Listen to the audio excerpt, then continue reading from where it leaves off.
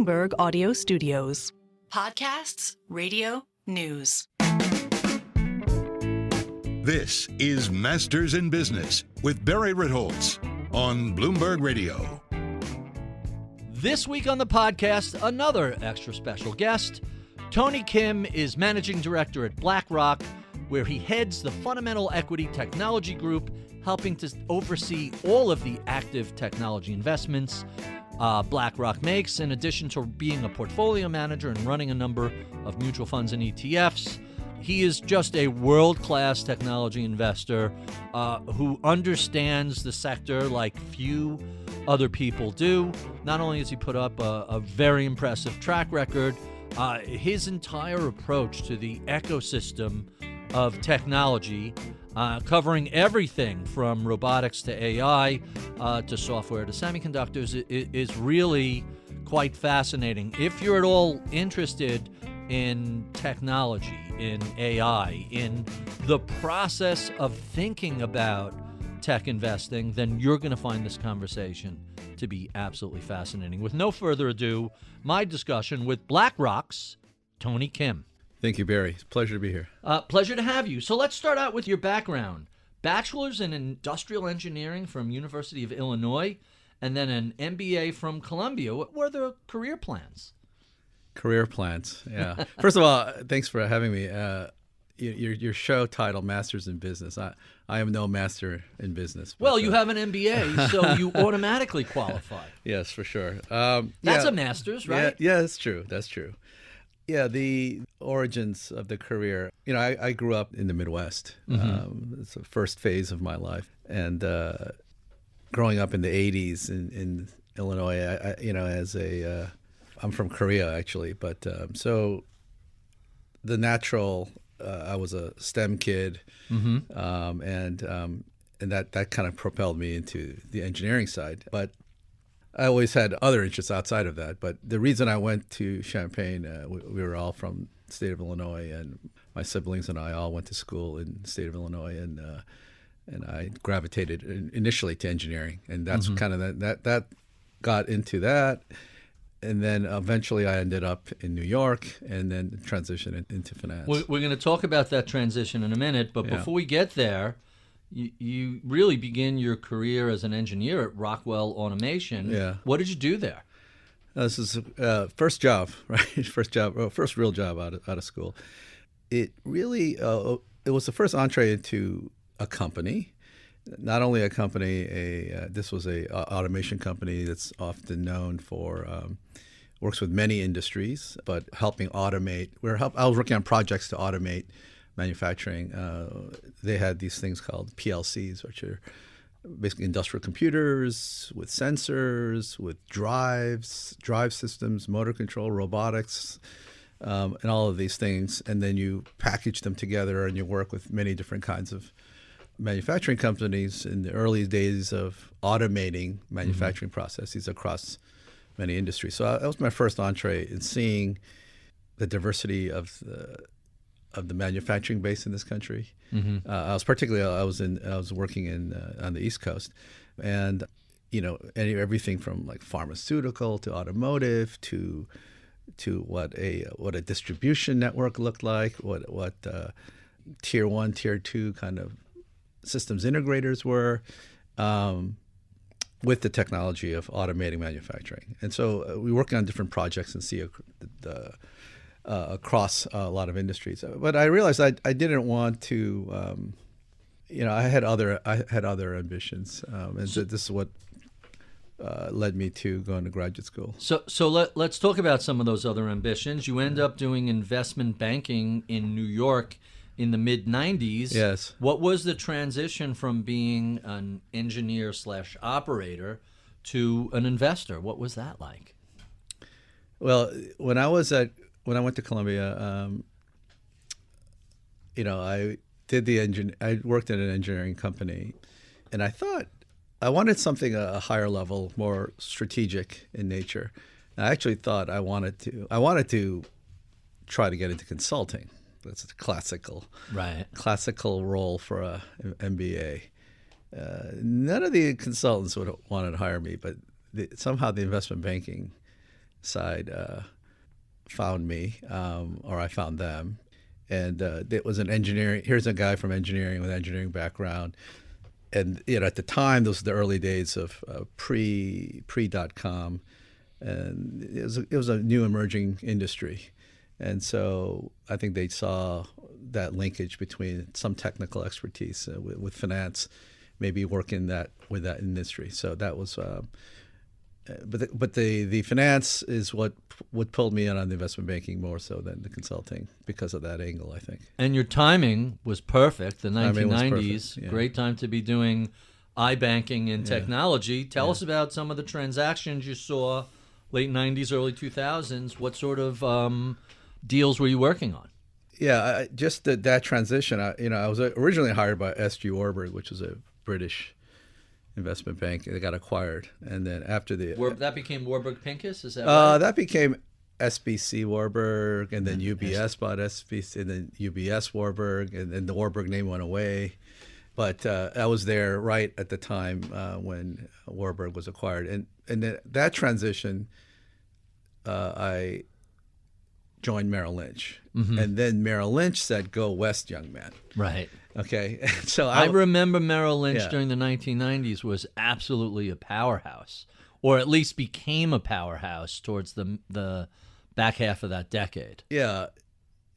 Yeah. So it was very much a new thing for them in the West Coast. And so I went, and I still recall to this day, there were several of us that were the origins of the M&A group on the West Coast for Merrill Lynch. In fact, 3 of those people, 20-some years later, were joined at BlackRock, and I can tell you the story of that. Sure, let's hear that. Oh, okay, yeah. There were 3 of us that were VPs and directors at the M&A group. It was feel free to drop names. A guy named Draga Rachkovic, who is now vice chairman of J.P. Morgan, runs the tech M&A. This guy Michael Leitner, and then myself, and then we worked with this guy named Rob Stewart, and then Mark Schaefer above him, led the group. But Michael at Tenenbaum, BlackRock later acquired them, and he was one of the partners at Tenenbaum.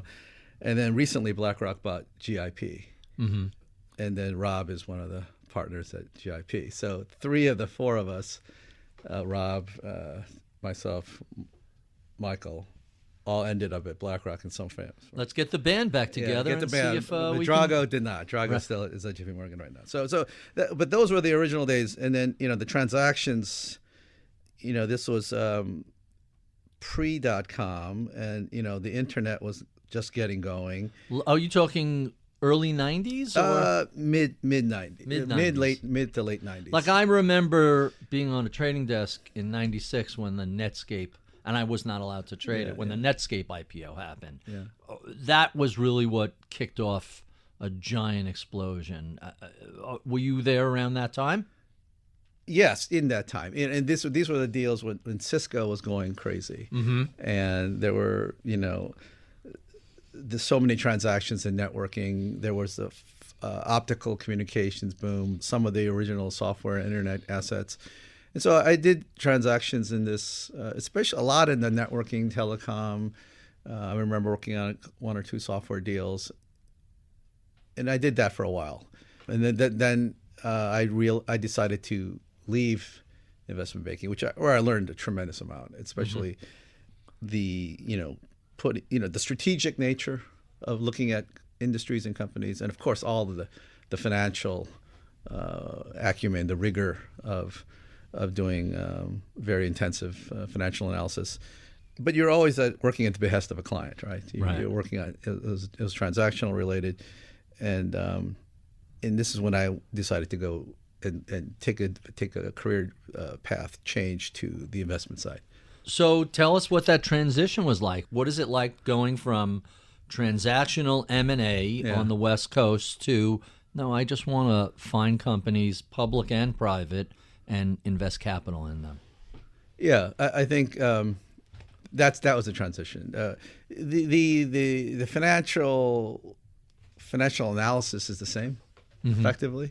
Maybe it's even more intensive on the M&A side because you're doing much more detailed work. the way you look at industries and companies are relatively similar. It's that on the transactional side, you work on projects for a short duration of time, and then you move on and move on and move on. And hopefully over time you have persistence, and you learn more about that industry and that domain. When you go to investment side, I started as an analyst. Right? I wasn't, and here you are looking at a wider array of companies. You're doing financial analysis, but not as detailed as you were working on one deal, one transaction for months at a time. And then you have persistence, because you're able to look at sectors and industries and companies for a longer period of time consistently. And so you build deeper domain knowledge. And so that was one. The second is that you're no longer working for a client. You are working to find the best investments and put your own capital at risk, right? And so that was a change of the mindset of how to assess, because you're not working really, you're not just servicing a client. Here you're putting your own capital at risk, and that was the first big change of just assessing how that works, and then going from and then learning many domains. And then that was the working with many different kinds of investors, different kinds of investment philosophies. I must have worked for 30, 40 portfolio managers across four or five investment firms. And that was like, I guess, my second era here was to learn the skills of investing. We're going to spend more time on what you've learned in a little bit. Yeah. You said something I have to explore a little bit. Sure. It was more in-depth, more intensive on the M&A side than the investing side. I'm curious as to why. The two ideas that immediately pop into mind, you're covering a whole lot more companies on the investment side, but one can't help but imagine on the M&A side, hey, it's all in. You're taking the whole thing. As an investor, if you buy something and you have second thoughts, well, you sell a few million shares and you're done. You could walk away with maybe a little worse for the wear and tear. But when you buy an entire company, hey, it's really hard to unwind that, isn't it? Yeah, that's right. And you're buying the whole thing, or you're representing, or you're selling the whole thing, or you're selling pieces of it.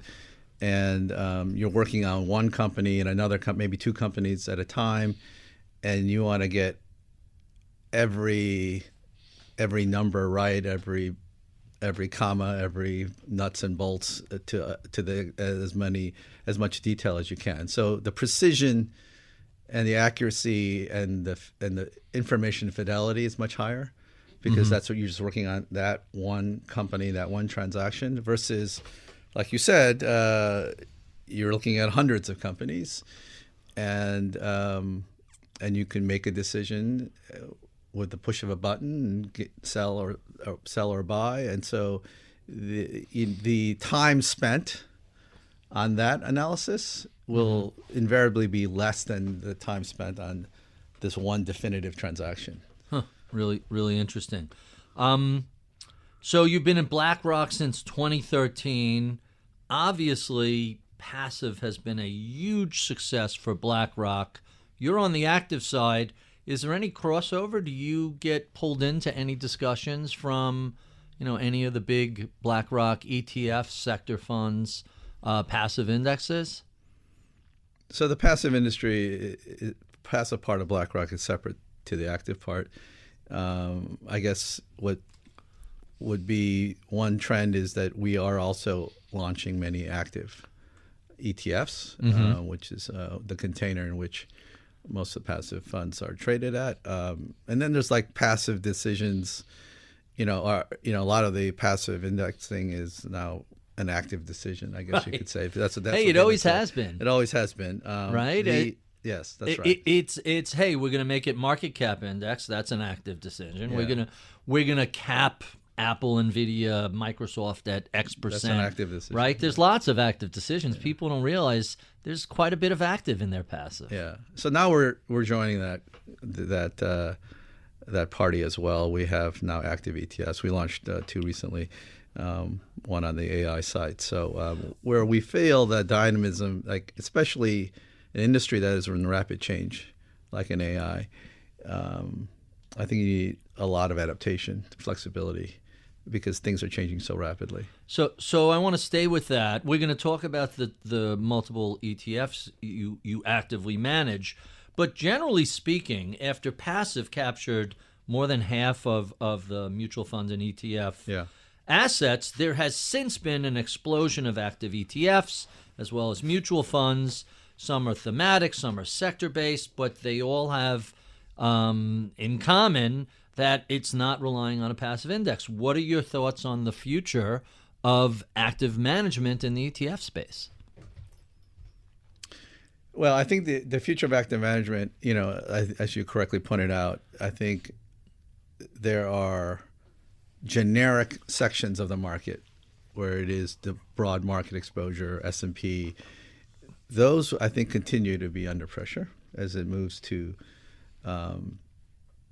those passive indices. But you said something very interesting there. The industry is specialized. Sectors, thematics, in the container of an active ETF. I think that is more representative, maybe, where the future of active industry is going, where one can express a differentiated view, and invariably that is a function of specialization, I think. And I, of course, I'm biased in that because I am focused on a specialized area, which is the technology area, and then within the technology area, there are many further subspecializations. And I think those that have broader depth of domain knowledge, hopefully that is the advantage, and that gets expressed in an active fund, an ETF or a mutual fund or whatever. And as I've been in this technology industry for a long time, 20 years ago, tech was 20% of the S&P. It's over 40, and it's probably going higher as now we're entering the AI era. And so generalists, I think, are at an information asymmetry, disadvantage to those that have domain specificity. And if you have better information, better knowledge, hopefully that leads to better decision making, which will hopefully sustain the active management industry. I'm so glad you said that you think the technology sector of the S&P 500 is going higher. Whenever people say to me, "Aren't you concerned that tech is 29% of the S&P 500 or whatever the number happens to be?" My answer is always the Magnificent Seven are responsible for something like $2.5 trillion in revenue and $500 billion in profits.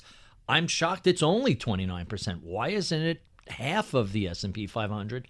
This is what's driving the economy and the market. Doesn't it deserve a richer valuation? I'm curious as to your thoughts on that. 100% agree. Okay. I 100% agree. The multiple in aggregate has not changed dramatically, but it has driven by free cash flow. And the 40% I'm quoting is a combination of comm services, which they carved out, which is really tech companies, with classic tech. That's over 40%. And when you look at the contribution of free cash flow, right, which is the ultimate profit metrics, it's followed. It is 40% of the free cash flow, right? The other thing about tech, I don't think people realize, it has represented the highest growth. It actually has the highest margin. It has the highest free profitable margin. People think it's unprofitable. It's like, but 90-some% of tech is profitable. The highest profit margin and the highest free cash flow growth, and that's what's driven the market cap appreciation. That is like not well understood. Fair to say, this is not the late 90s .com. No. Whimsical ideas with hardly any revenue and no profits. These companies are printing money and are wildly profitable. Yeah. And in fact, I would even make another distinct, the Mag 7, the most profitable sector in all the S&P, is the semiconductor industry. They even have higher margins now than the software industry. And the software industry is amongst the highest, right? So tech in general, if you say software and semis are 2/3 of all of tech, Right. they have the highest margins in the world. Huh. So they have the most profitable companies with the most growth, which generates the most free cash flow, which generates the returns, which generates the 40% of the market cap, and most of those are Mag 7. Doesn't sound like a bad place It's not like a bad place. to keep your. And now we have AI, and it probably goes higher. It's going to go higher. Fascinating. So we were talking a little bit about what makes technology so interesting. Share a little bit of your perspective. How do you go about identifying technologies that are going to drive future growth and, as we've seen, reshape the entire economy? I guess I would say, first, I'm a deconstructionist. I like to deconstruct problems, deconstruct any kind of situation, deconstruct sectors and industries. So I like to break things down. And then even before breaking them down, this kind of goes to my childhood. I always had a fascination and love of maps. So Maps? Maps. Huh, that's interesting. Cartography, ancient maps. And so I'd like to map everything out. Okay. And so, like the ancient mariners would sail the oceans, you'd want a map of where you're navigating to. And so I start with that. I like to break things down. I break technology down into 5 or 6 major subsectors, and then we just continually deconstruct and break those down. And so once you start breaking these things down, you then create a map of the whole landscape. The semiconductor landscape, the internet landscape, the software landscape, et cetera, and continually break things down. And so then they are digestible pieces. And then within those pieces, then you interrogate all of the technologies that are going. And so now you have this giant map of all of technology, all reconfigured and mapped out.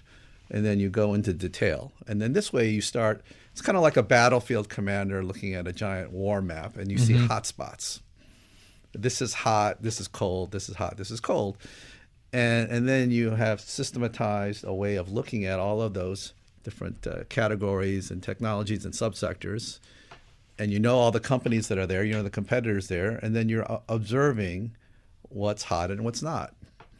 And so then, so that's the initial framework. And so then you start to see trends that are happening, and you see other trends that are declining. So what's so intriguing about that is we tend to think of fundamental research, CFP type research, as very balance sheet driven. What you're describing is something that's much more holistic and comprehensive. You're really looking at the whole ecosystem of technology to see what is moving. And use the magic word systematize. How do you systematize that?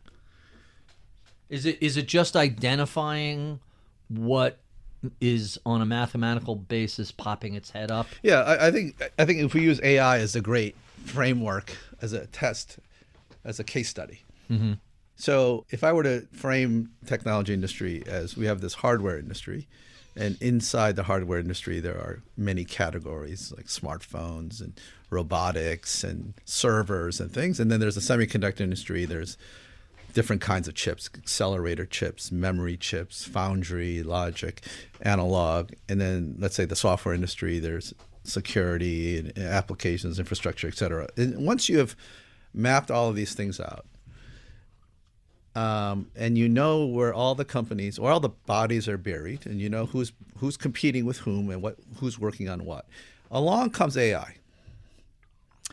AI starts with ChatGPT and GPT 3.5 in the end of 2022, early 2023, and it shows up as an application, a chat application. Well, the first thing when I saw that, I said, wow, this is going to change the world. And that was your initial response to the first demonstration you saw of ChatGPT. That and having a meeting with Jensen Huang in January 2023. Those two things kind of triggered it. Then once you see that, then you say, okay, how is this going to cascade through? It's kind of like in biology. There's a thing called what I call a trophic cascade, an ecological ecosystem, and then you say AI is the trigger. The first thing you see it's the first representation is, well, you got to build these models, and to build the models you need these chips. And so then you go, well, then you interrogate, well, you need these kinds of GPUs and memory and things. And then you say, well, then you need to, well, those are connected to the packaging systems. And those packaging systems are connected then to foundries. And then these foundries are connected to the wafer output, which you need the equipment. And then you start to build a chain of this is what's needed to build this part. And then those chips get thrown in servers, and servers need this whole supply chain. And then those servers get then deployed in clouds. Right. And these clouds then need, oh, by the way, these things generate a lot of electricity. And that spawned the whole power energy movement. And then you know what the power transmission and grid and technical thermal equipment that needs to power and cool these cloud data centers. And so you have built that supply chain down. And then after the AI is built, you bring the AI into business at Bloomberg and BlackRock, and you bring those into software, and then you embed that in applications. And then, oh, by the way, that same AI we'll throw that into the self-driving car and robots. And so once you see that whole chain and how that gets diffused, and then you have you've already built these maps effectively of every single one of these little ecosystems and supply chains. And then you see how diffusion works. And then you say, well, is it worth investing in these companies or not?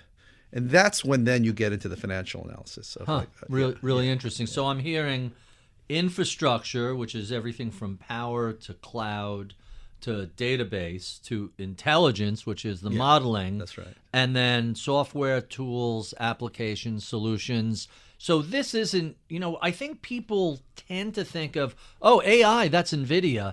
But what you're really saying is this is dozens, if not hundreds of companies working across a whole ecosystem. That's exactly right. Now, in the public stock market, the first 2 years, the manifestation of what I just described, or what you just eloquently described, gets expressed in the Mag 7. Mm-hmm. If I were to let's recompile that as a 9-layer cake. Okay, at the bottom of this cake is the power and the energy, and then that feeds these servers and chips, and then those servers and chips live in a data center cloud. That whole bottom layer, those 3 layers, is what I call infrastructure. Mm-hmm. Okay, so that's why you're seeing most of the Mag 7 are here.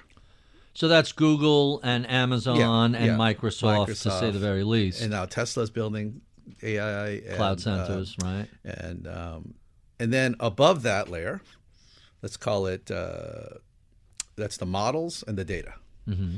So this is where you also have more Mag 7: Microsoft, Google, OpenAI, some of the private companies, and now xAI, and there are six of these companies building these foundation models. And then the data, you're feeding the data, and then you have all these data companies that have, let's say, legal data, healthcare data, insurance data, and then some of them have proprietary data which are helping train these models, right? So we've seen a couple of stories about the Wall Street Journal and Reuters leasing their entire corpus of all their content to various AI models to work on. Correct. And, companies like Reddit have done a deal like that. Mm-hmm. Wall Street Journal, there's some lawsuits even, New York Times. They have in some instances seem to have borrowed stuff that was your $99 a year subscription to the Washington Post doesn't entitle you arguably to scrape all that data.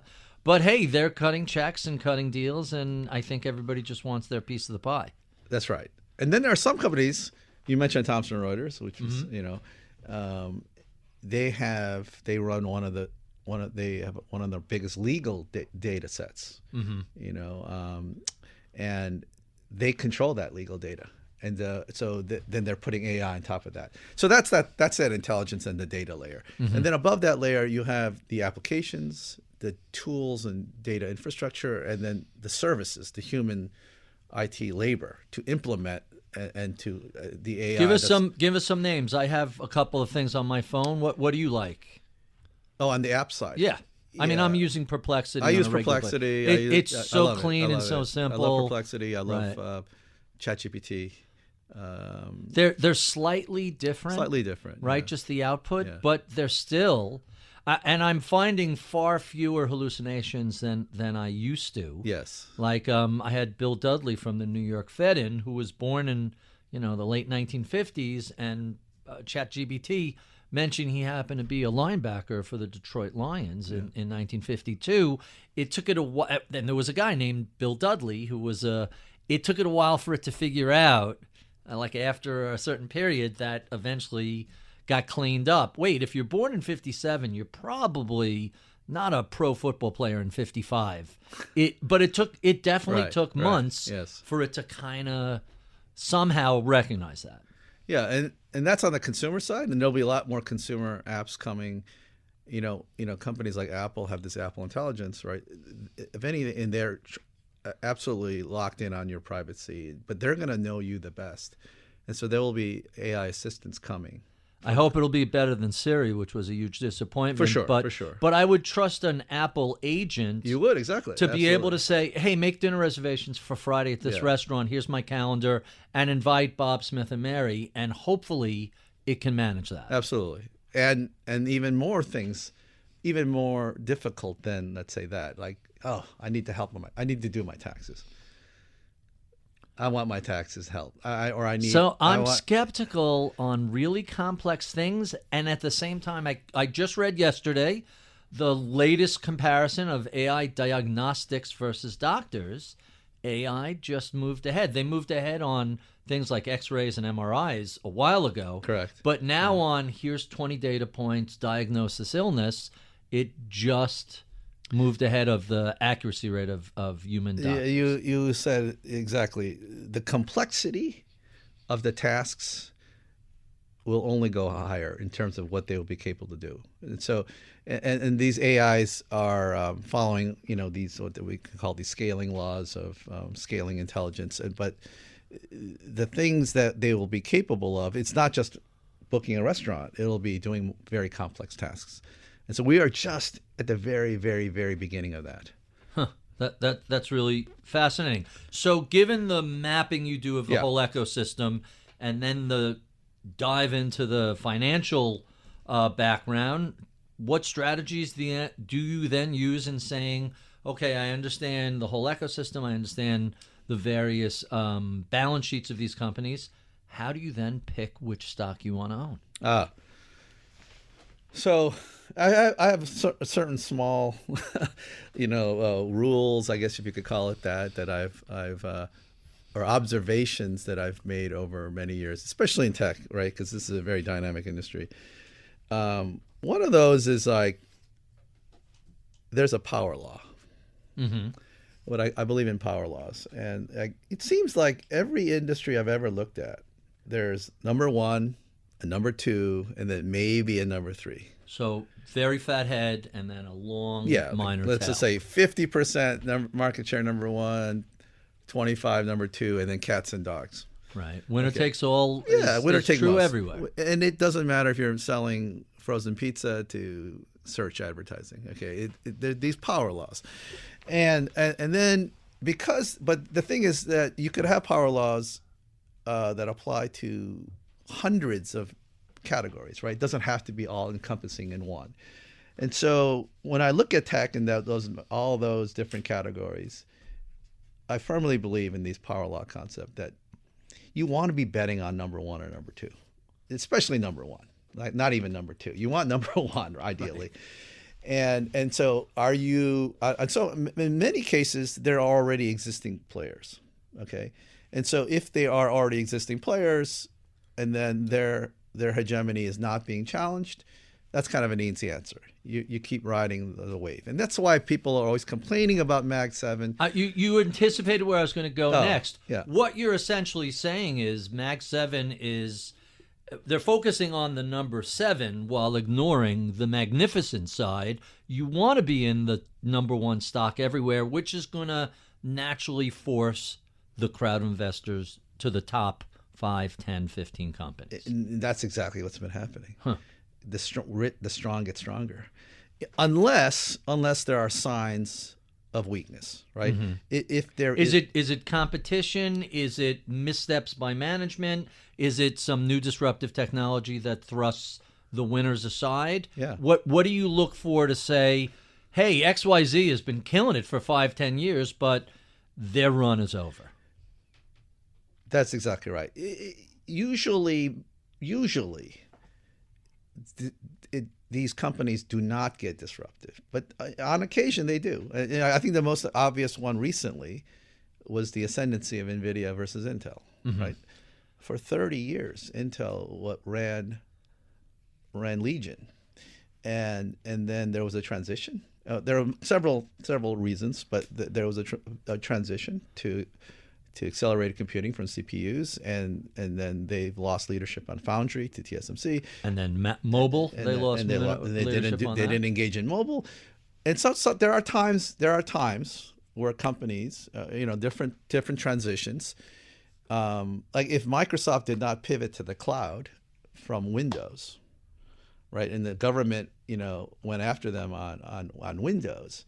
But they were litigating yesterday's war, right? But Microsoft found Azure, and then history was rewritten. And what do you think of the job Satya Nadella has been?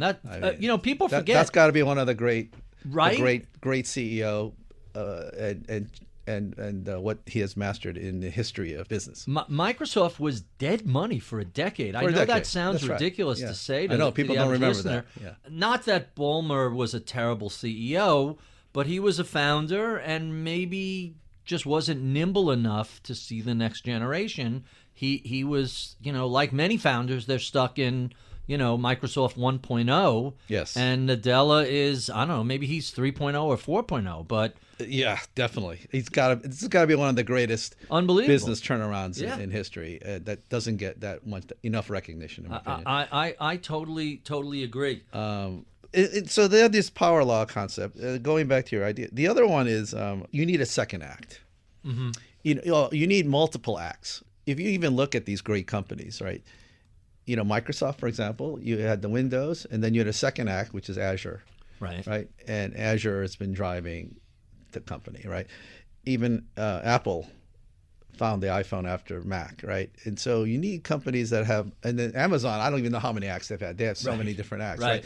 And so the great established companies can continually add multiple new businesses. Not only what you're currently doing, you got to anticipate the next. So these power laws, do you have multiple acts? Because then that helps you have duration that you can endure. And then are you differentiated enough? But then there is a whole new class of companies, right? So there you have the Mag 7, these power law companies, but there's always room. History for tech has always given you the opportunity for the new companies to come.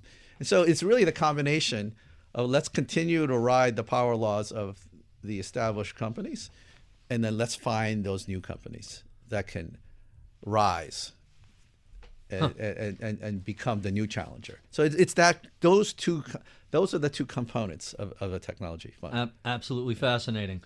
Before we get into the funds, I really want to just touch base on two really interesting things you said earlier. One is just generally on the valuation question with technology, and similarly the market concentration of the Magnificent Seven. Share your thoughts on that. Yeah, I think valuation, if I were to broadly say, is at a fair level. Now, there's this dispersion in that. You mentioned the Mag 7 and the crowding and these giant winners. They have valuations that are higher than the rest of tech. The rest of tech has not, for the most part, recovered from the depression that we had, the recession we had in 2022. They were way exaggerated in 21. It crashed in 22, and there's been not that much of a recovery. So a large part of tech is still at depressed levels. I would say we're back to pre 2018, 17 levels, except the Mag 7 and a few companies like that are at higher levels, but their performance have been better. Right. And it's funny, we still have over a month to go this year. This could be the first year the S&P 500 beats the NASDAQ 100 in a long time. I'm trying to remember the last time we saw that. Yeah, because a large part of the of the NASDAQ, especially non-Mag 7, they've not done well. You look at large parts of software, large parts of semiconductors even. If you're not in the AI class, you've been left behind. Really interesting. So I want to talk about something that you do with your team. Every year you conduct a tour of Silicon Valley. You meet with leaders of both public and private technology companies, often 25, 30 different companies and their senior management. Tell us a little bit about what that experience is like. What do you learn? Does it actually help you with your investing process? Yeah, I think you're referring to our annual, every summer we do a bus tour, effectively. We bring 30 BlackRock investors. Now, that said, we do, 2,000 meetings a year with companies on my team. Wow. I personally do almost 1,000 meetings with companies. Now, this is a special event because it pulls together 7, 8, 9, 10 different teams at BlackRock, 30 plus execs and investors, and then we get on a bus and we go visit the top managements and CEOs, both public and private companies. Every year, I've been running this now 11 years. Wow. And what that does is, you're on site. It's a little less formal. The companies feel more comfortable because they're hosting you, and it's really more about strategic discussions than relitigating the quarter. Right. So it is much longer term than the usual discussion. And it's always a great barometer of like what were the topics of the tour in 2014 versus 2024, and you could really see an evolutionary of what was topical every year, and so it's a great way. It's also great for the people, because many times, even within a firm like BlackRock, many of the teams don't get that much time to be with each other. So it's both for representing a unified front to the company, and then also within the interpersonal relationships that are strengthened. And then it's really a great barometer of what are the key topics. And then if you looked at the last 2 years of the bus tour, there's only one topic. AI. Yeah. So let's go before the previous 2 years. Yeah. Give us some examples of ideas that were surfaced via this bus tour. So I'll give you some specific examples. Sure. I remember distinctly there was one about AMD. When AMD had just announced its new chiplet-based, Jim Keller was still working there, and he was one of the famed chip designers, and they had redesigned the processor and the CPU, and that Zen architecture was the basis in which 10 years later they've gained all that market share from Intel. But that was that day, and I remember because AMD was on its back. It was on perennially always a laggard, always short of capital, always like, hey, are these guys going to be here in 5 years? But they made that seminal bet to really change that chip architecture, and then another one I remember distinctly when there was lots of questions around Tesla. Right? Can they get the Model 3? They had warehouse, not even a warehouse, a tent right. to make. Remember that? And Yep, everyone was saying you're losing 24 hours a day. They had a tent to make the Model 3, and I think that kind of unlocked. That's like, well, we're about to churn. We're about to make it. This production is about to scale.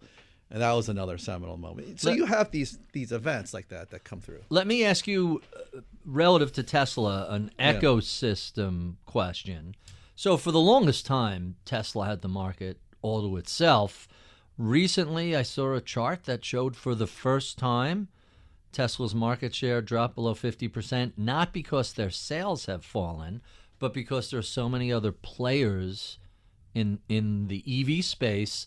I can't help but give either credit or blame to Jeff Bezos, who so totally destroyed sector after sector after sector that when Musk came along, the automobile industry said, hey, we saw what Amazon did. We better, get our act together pretty quickly. Any truth to that urban legend? I would say in EV, just pure EV cars, Tesla's share and its ascendancy, the entire market is, especially in the U.S., especially in the West, not China, has definitely slowed, if not stalled. Okay, right. Arguably, I had the CEO of Lucid in here, who made a very aggressive claim that whether it was battery technology, motors, range, software, Tesla was a leader, and Lucid has leapfrogged them. We could debate that, but at least, but it's a credible, whether it's true or not, it's a credible claim, which would not have been remotely credible 5 years ago, even 3 years ago. I would say to that, and I don't want to comment on that specific company, but companies like that, they're selling a $100,000 car. Right. Tesla's selling a $40,000 car. The $50,000 and up market is very different. Which is most EVs. Right. If you remember, you go in the past, the best selling single car was like the Toyota Corolla. Like a couple million a year. And you look at Tesla's Model 3 and Y, and they're also in that range. Coming up on it anyway. Basically, if you're in that kind of category, you get to a certain market level, a saturation level. And I think that in the West, and then, with the more reticence to adopt EV and still in the United States, you kind of have a certain ceiling. You need, and this is why there's so much discussion about Tesla either having a lower cost robotaxi or lower cost car to get at the market sub $50,000. Where you have, that unlocks a market 3 times bigger. It's like a $30,000 car or a $25,000 car. But I think Tesla's main pivot, really, and even Elon would tell you, it's not about the car. The car is a mere means to deliver autonomy. Right. And it's a robotics company, right? It's and autonomy is the big unlock, not selling the car itself. That'll be interesting. We've been waiting autonomy for a while. Yes. One can't help but wonder how much easier it would be if built into the roads and other vehicles were some form of RF device that allows other cars to know here's where the exit is, here's where the lanes are, here's where other cars are. Like, there could be an infrastructure built out that makes that broader. When's the last time you were in LA or this year? This year. Okay. Did you see Waymo's running around? I did not. Oh, okay. I did not. Yeah. So Waymo is now operating in Los Angeles, and they're everywhere in San Francisco, Phoenix, and the future's here. It's just not evenly distributed. It's within grasp. Finally, it's always been 3 years in the future, but like it really is now. I think. So now let's bring this conversation full circle back to the funds you run. Yes. Let's talk about BAI, which is the iShares AI Innovation and Technology Active ETF. Tell us a little bit about that. That's a fairly concentrated portfolio, isn't it? That's right. We just launched this. This is our first foray. We have 2 ETFs now. We're jumping on that ETF bandwagon, if you will. Yeah, I think that might work out for BlackRock. Yeah, that's ETFs. What I hear. But this one is, I think, hopefully we look back. This is the second year of AI, as I would say. And I think this is going to be a decade-long, if not longer, trend. And we are trying to express in a concentrated way 30-plus companies in an ETF that represents this whole stack of AI. Mm-hmm. From NVIDIA down to the smallest all the way up companies. to the apps, from the compute to the apps and everything in between. And I do know one thing. So we want a concentrated exposure to the builders of AI, companies building the key elements of AI. And I do know one thing. It's going to change dramatically. What we think is the companies of today might not be. And so we need, I feel like, especially when there's high rate of change in the early days of an industry like this, we need dynamic adaptation. We need to be flexibly and adaptive. And so to lock yourself into a fixed passive structure versus a dynamically changing structure, that's really the goal of this ETF. Let's talk about iShares Technology Opportunities Active ETF, or TEK. Broader portfolio, 50 to 70 global tech companies. Tell us what that focus is. That is basically the ETF version of our mutual fund. And so that includes tech companies, not only AI companies, but broad tech globally, larger companies. But there's lots of tech companies that don't really have that much to do with AI, building AI. And so you're going to get the whole totality of tech in that. So you said something before that has stayed with me about looking at the entire map of the ecosystem and watching what becomes hot and what fades. Technological change today is just so rapid. Yes. It changes at light speed. How do you keep up? How do you stay aligned with the industry dynamics as they evolve in real time? It seems like it's not even quarter to quarter anymore. It's minute to minute. Maybe not minute to minute, but you're absolutely right. In AI, so there are different time scales according to different industries. So let's say in AI, you're right. It might literally be minute to minute, day to day. Okay. On the smartphone, things are more staid. They're slower paced. And so you have a spectrum of rates of change. That's number one. So number two, how do we keep up? I mean, I read a lot, and not only read, you have to stay attuned to all this new multimedia. Like there's so many experts and podcasts like yours and scientists, and then we do I do personally 1,000 company meetings a year. That's amazing. So that's 4 a day if you're working 50 weeks a year.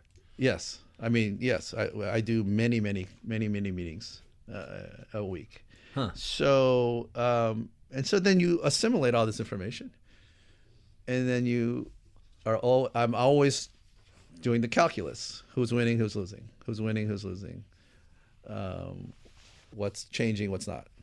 So how do you balance having a long-term perspective for a technology like AI with, you run a fund, you run a couple of funds, you get judged every quarter. That's Absolutely. a very short-term, and Wall Street is notorious for being too short-term focused. How do you manage the trade-off between, hey, this is going to be a dominant technology over the next 5 years, to, it's September 30th, and we know what happens starting in October. How do you manage that trade-off? That is the central question, because we are being challenged all the time. I feel you get some latitude if you have already a historical track record.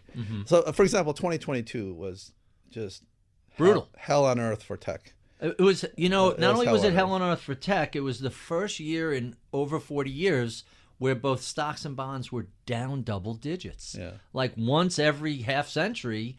And then the only saving grace was 2021 was so spectacular that it felt like, all right, we're giving back some profits, but it's not it didn't feel like it was 07, 08, 09, which was 2022 was worse than 2008, 9 for technology. for tech. Oh yeah, for sure. Really? Oh, yeah. That's a big statement. Because in 2009, it was a universal collapse. That's It correct. centered mostly in the Banks, epicenter of finance, banks and finance. real estate. Yeah. Tech went down, of course, but it didn't go down more. In 2022, it was predominantly a tech collapse. But it wasn't like the .com implosion where the NASDAQ 100 no. fell 80+%. That's right. It wasn't. But it was still no fun. You were down. Tech was down 30+%. Yeah. Lost a third of its Yes, value. That's a yes, big hit. yeah. But in my career, 2022 was the worst year. Huh. And so, do you have the latitude and the confidence and support by investors and management to allow you to continue? And then obviously the last couple of years has been good, right? And so, but does everybody avail that opportunity to? And that goes to the short term, long term. But I try not to focus on the short term. And we're trying to make systematic bets to the best of our ability with, especially an active manager. Mm-hmm. It is, you need to show, because we hold generally fewer companies, and you need a couple of years to show that those longer duration bets start to manifest. Mm-hmm. And so, if I was always chasing the quarter, you're trying to be. You're not a momentum trader. Exactly. We and that's really kind of at the end. We're saying our decisions that are born out of all of this domain and expertise and all of this analytical rigor, and then we express that for a multi-year basis, and then that ultimately comes through. And if we were to continually shift by the wind every quarter, you kind of lose your soul, effectively, of what you stand for. And so we try not to do that. Obviously, in 2022, we had to make a lot of adjustments. But other than that, we kind of stick to the same framework. Huh. Really fascinating. All right, so I only have you for another few minutes. Let's jump to our favorite questions that we ask all of our guests, starting with, what's keeping you entertained these days? What are you listening to, watching, streaming, etc.? Okay. I don't get the chance to watch that much TV and streaming, but streaming shows, the ones I've recently seen, I really like Shogun. Oh, really? The new one. The new one, the remake from the 80s, or Three Body Problem. I enjoyed. I love that. I couldn't get through the book, but the show was great. Yeah, and then but I watch a lot more. I'm a history guy, so. Mm-hmm. I love Epic History on YouTube. It's absolutely fantastic. Epic History TV. Yeah, it's fantastic. I watch a lot of science stuff, like World Science Festival of Columbia professor here, Brian Greene. Oh, sure. He's a prior guest. He's great. I also like chess. I watch like chess. You watch chess? Yes, I love watching chess. Huh. So like Chess Dog is a great show. Especially the old matches of the great players like Bobby Fischer and Paul Morphy and things. And the podcast, I think the best podcast for me is The Ancients. The Ancients. I'm going to check that out. This is on ancient civilizations and ancient history. So those are that's what kind of occupies me. I don't do as much business shows and business pods. I've listened to yours a few times. And a few others, but I'm more about, I'm in finance all day long. I don't really need more finance, so I go for my love of history is probably the. I have the same issue. It's like I don't want to hear a guest I'm going to interview on another show. Yeah. I don't want to repeat questions or steal questions. I want to bring a fresh approach. And when you're immersed in it all day, you just don't want to go that way. Next question. Yeah. Who were your early mentors who helped to shape your career? mentor would imbue a personal one-on-one, like tutoring and things. I didn't have too many of those. I would say my earliest mentors, I go to high school. Those were my formative years in Illinois. My English teacher, who was also my debate coach, my history teacher, and my chemistry teacher, I look back and they really helped form who I am today. And then in the professional world, I would say I go to, and this is like BlackRock when I joined. It was Tom Callan who hired me, and Tom said, not so much as a mentor, but he said, "Here are the keys, and you express your creativity and build the business." And he gave me that latitude, and so I give credit to Tom Callan. But I didn't have too many people mentoring me of doing this. It was more. Most of my mentors are dead. I have people that I have influenced me, like Napoleon and Frank Lloyd Wright and Beethoven and others. And so, yeah. So you grew up in Illinois. Yeah. Did you do any of the Frank Lloyd Wright tours? Oh yeah, I did all that. Right. So we spent every Thanksgiving in Wilmette, and so yeah. I've done that whole run. Yeah. And I have to assume you've been to Falling Waters, right? I've not been to Falling Water. So Taliesin, I've been to. 20. Oh, really? That's on my list. In 2017, I bought a car in Indianapolis, flew out, test drove it, signed the papers, drove home, and halfway home was Falling Waters. And we were there the first day it was open in, I want to say it was early March, and there was like a light coat of snow. And you went inside as well? Oh, yeah, we did the whole tour. fantastic. It's absolutely astonishing. Astonishing. Yeah. Not just because how delightful the building is, but never before and probably never since will a house be so ideally suited to its surroundings. Yes. It's just absolutely yes. It's always interesting when you see you could see the thought that went into every curve, every line, every detail. It's really amazing. The genesis of that, my interest in architecture. Yeah, I read The Fountainhead. Mm-hmm. You read that book, Ayn Rand? I slogged through it in college and basically gave up on her because of that book. Oh, you gave up. But like that it's really... such a painful book to read. Yeah, but it spawned this... There's some ideas in it that are interesting. The idea, especially the architecture, that really triggered, architecture. Right. But so since you mentioned The Fountainhead, Yes. let's talk about books. Books. What are some of your favorites? What are you reading right now? Okay, there are certain books that are influential to me. I grew up in... Just people on the show, they don't. I grew up before the internet. As did I. As you did. I don't think we're that far apart in age. And I was a nerd.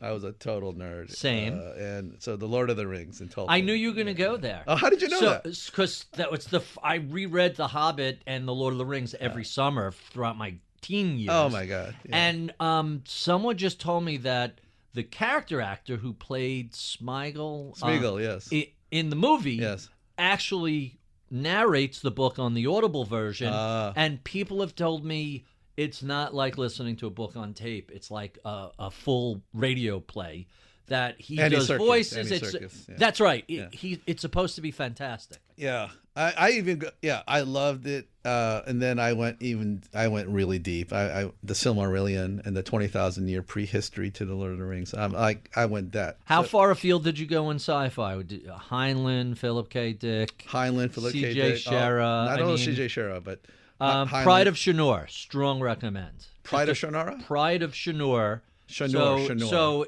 okay. Just fascinating book. Okay. Give us one or two more books, and then we'll get to our last. Currently, I'm reading. I read a lot of history books. So I'm reading 3 books. I browse. I read a lot parallel. And I tend to not to finish it all. But I'm reading right now Campaigns of Napoleon by David Chandler. I'm reading The Fall of Carthage by Adrian Goldsworthy and SPQR Mary Beard. And I just bought my 16 Memorable Games by Bobby Fischer. I just wanted to go read all those. Did you read, I forgot who the author was, but there's a great Genghis Khan biography. Ah, yes. That's really interesting. I could see the book cover. I want to, yes, that I would like to buy that. But I have one other, I have a book recommendation for you that you tell me. love. You tell me. And it's called How to Invent Everything, A Survival Guide to the Stranded Time Traveler.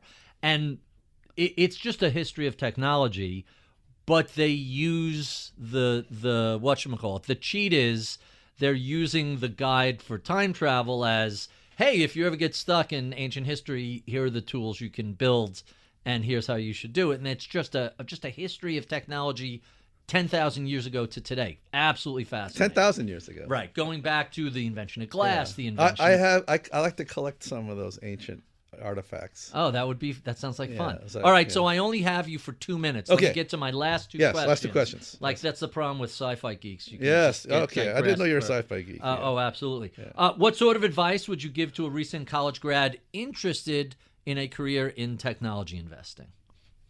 Not so much technology, but let's say investing in general. Sure. I think you got to be a great thinker. It's not so much the finance. Finance can be taught easy. It's about thinking, and it is about a flexibility to have to be reason and plan and think at a in a kind of a holistic and in a flexible manner, because AI is going to do so many of the tasks, and they will often know more than you about any specific domain. So you need to be above that in a way, almost like an architect would. Makes a lot of sense. And our final question, yes. What do you know about the world of technology today you wish you knew back in the mid-'90s when you were really starting out? If I knew how this would unfold in the Silicon Valley, I would have just gone straight to Silicon Valley, the company, maybe instead of being on the investment side. I don't know. It's a double-edged question, because I like the dynamic exposure to many companies, but plus the path you've taken is so fascinating. Yeah. I would say another point of for the young people. Always bet on the future, not on the current past. Bet on the future. What a great way to wrap this up. Tony, thank you for being so generous with your time. We have been speaking with Tony Kim, Managing Director at BlackRock, where he heads the Fundamental Equity Technology Group. BlackRock manages about $11 trillion in assets. If you enjoy this conversation, well, be sure and check out any of the 500 previous discussions we've had over the past 10 years. You can find those at iTunes, Spotify, YouTube, Bloomberg, wherever you find your favorite podcast. And be sure and check out my new podcast, At the Money, short conversations with experts about topics affecting your money, earning it, spending it, and most of all, investing it. At the Money, wherever you find your favorite podcast, and in the Masters in Business feed. I would be remiss if I did not thank the crack team that helps put these conversations together each week. My audio engineer is Meredith Frank. My producer is Anna Luke. Sean Russo is my researcher. Sage Bauman is the head of podcasts at Bloomberg. I'm Barry Ritholtz. You've been listening to Masters in Business on Bloomberg Radio.